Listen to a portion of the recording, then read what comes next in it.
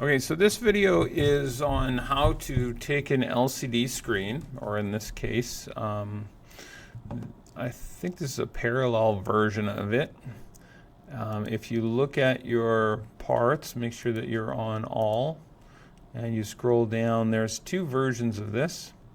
So this one is, over here is the LCD that is a 16 by 2, and it's an I2C version, and I'll probably make a video for that one.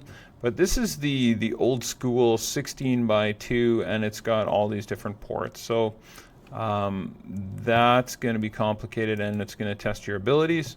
But once you have it working, it works really well.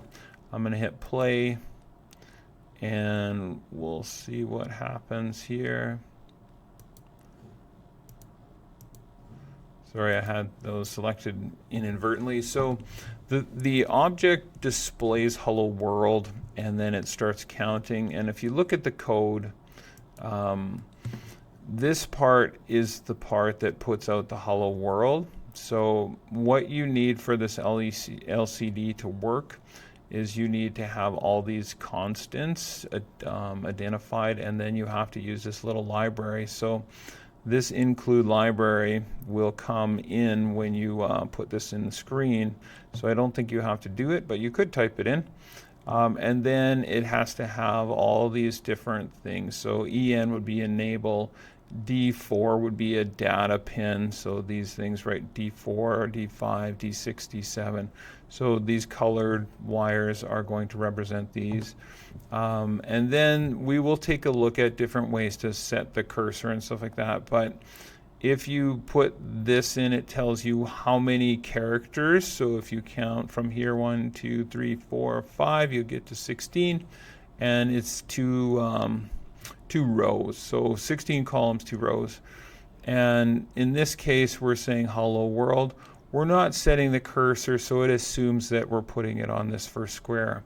For the second part where you're counting, you are actually setting the location. So the 0 position would be where the 8 is, and the 1 position would be where basically it would be the second row. So it's not where the H is, it's where the 9 is. So this would be the 0 column, this would be the 1 column, this would be the 2 column, this would be the 0 row, and this would be the 1 row. If we had a different size, it would be, we could play with different locations or whatever. So you could play around with this if you want. The important thing is that getting these wires right. So this orange wire goes behind your potentiometer, but it doesn't actually hook up. It hooks up to RS, and that's from pin 12. And you can see that RS in here is pin 12 over here. So every one of these connections is laid out. So D7, if you find D7, it would be connected to pin 2. So then D7 would be connected to pin 2. So there is corresponding values.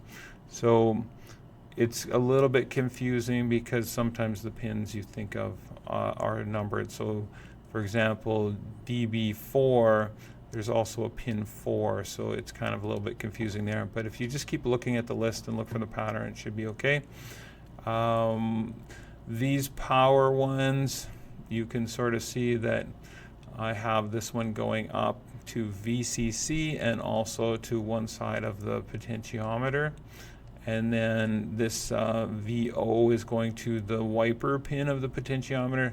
So when you move the potentiometer, it's going to actually change the value. So let's see if that changes anything here. So if we move it, it changes how bright the texts are. Okay, so, and then the other value is this resistor value, and it's set at 200 ohms. So make sure it's not 220 ohms, because that'll change the values as well. Okay, I'm going to stop it at this point. Good luck and have fun doing that.